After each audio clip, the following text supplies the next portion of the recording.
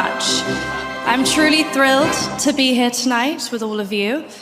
My name is Millie Bobby Brown and I'm خدتوا بالكم بتعرف نفسها بتقول اسمها مين رغم ان هي متاكده ان كل اللي قاعدين عارفين هي مين. بس دي حاجه بتعجبني قوي في الثقافه البريطانيه. اولا هي ممثله بريطانيه، هنا بيتعودوا في السبيتش بتاعتهم ان هم يقولوا اسمهم ويعرفوا نفسهم للي قاعدين بيسمعوا. ده بيعمل حاجتين مهمين جدا.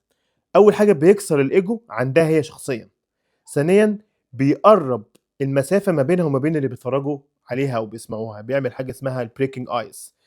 فدي حاجه احنا المفروض نتعلمها لما نيجي نبدا اي حوار. I wanted to make people feel something, happy, sad, laughing and sometimes scared. If you've seen Stranger Things, you'll know. المسلسل اللي هي بتتكلم عنه سترينجر ثينجز اللي هو المسلسل كان رعب ولسه الجزء الاخير متكلف لوحده حوالي $1,000,000,000، ومع ذلك هي منتجه وسيده اعمال.